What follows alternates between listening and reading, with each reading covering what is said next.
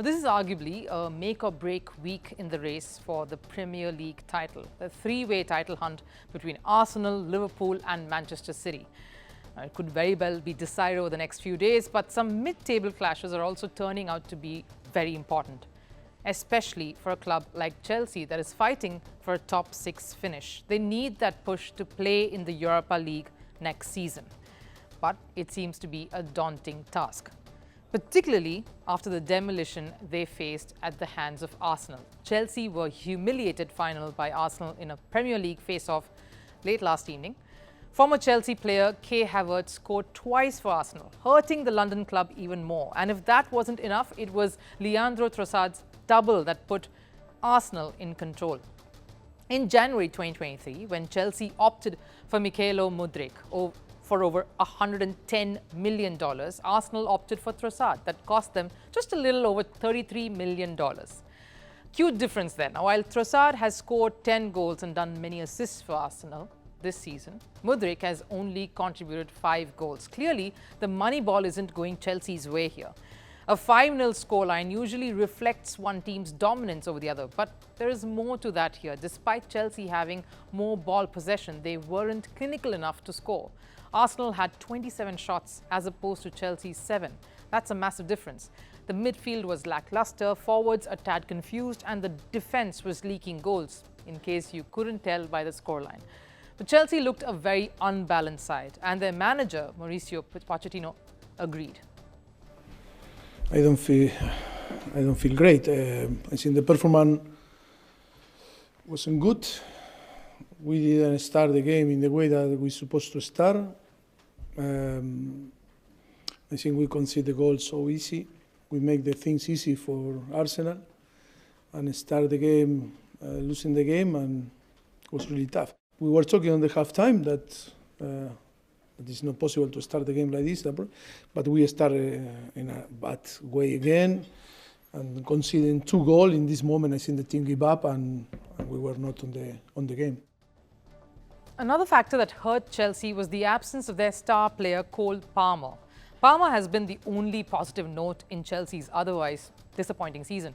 Palmer has scored 20 goals along with 9 assists this season. Before the game, Mauricio Pochettino had faith that Chelsea would perform even without Cole Palmer's presence. With and without, always we believe that we can win.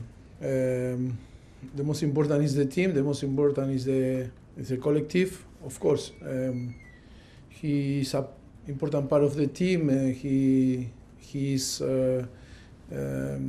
doing fantastic for us. But I think that is Chelsea, and of course, plenty of players that can perform and to do the job also. Well, that was Pochettino before the game, and of course he was clearly proved wrong. If Palmer was on the field, maybe he would have made most of the ball possession Chelsea had and halted Arsenal's fluent run in the field. But let's be honest here, Chelsea may have still lost, but not in quite the embarrassing manner that they ended up losing in. Fans were, of course, livid after the game, understandably so. Several calling for Pochettino's sacking, but nothing quite summed up how angry and dejected fans were than this visual. A young fan was spotted holding a sign that said he didn't want Chelsea players' shirts, but he wanted them to fight for the Chelsea kit themselves, earn that jersey. And that outburst didn't just happen after this game. It's something that's been building up for a while, really, and it's a long time coming, because about 4 days ago, Chelsea were knocked out of the FA Cup after losing to Manchester City 1-0 in the semi-final. And they even lost the Carabao Cup a while earlier to Liverpool, where they were beaten by Liverpool's academy players in that final. The biggest question is, where are the wins, despite the billions being spent on buying in the best? After spending $1 billion on their squad, Chelsea still had a disappointing season. They aren't competing for any trophies. Their best bet now is to hope for a finish in the top 6, but with them sitting on 9th currently, 3 points behind 6th place Newcastle, and the Arsenal loss coming in now, it seems to have dented their chances further. With just 6 games left in the season for Chelsea, their hope of finishing in the top 4 is mathematically over. They are 19 points behind 4th placed Aston Villa. They are mathematically still in contention to finish in the top 6, but given their recent run, that's a big ask. Caught in the middle of this storm, of course, now and hoping to weather it somehow is the manager, Pochettino. The Arsenal loss has put him under the scanner once again. Now, how long before the Argentine is let go is the main question, because Chelsea is one club that in their recent history has sacked managers without giving them that long rope. Ever since 2018, Chelsea has had 6 different managers. Mauricio Sarri was given only 337 days. Sarri managed Chelsea for only 1 season. He won the Europa League title with Chelsea. Frank Lampard was given 571 in his first spell, and he came back to just spend 85 days in his second. Frank Lampard's spell as a Chelsea manager was forgetful. He failed to win a trophy.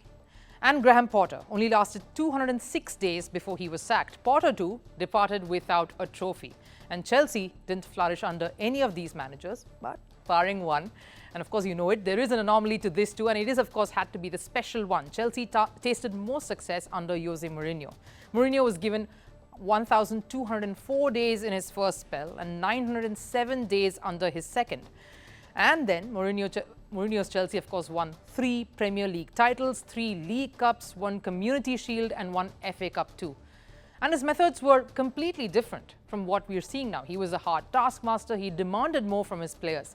He brought in players according to the team's requirements, not according to the player's stature or the price tag they came with. Sure, he had quality players like Petr Cech, Didier Drogba, Arjen Robben, but they fit into the squad and they made a solid team. They complemented each other's playing styles. And Chelsea management put faith in Mourinho's measures, in his process. They gave him the time to do his work, unlike the recent setup now, over the last few years, where the sacking has become a bit of a common reaction.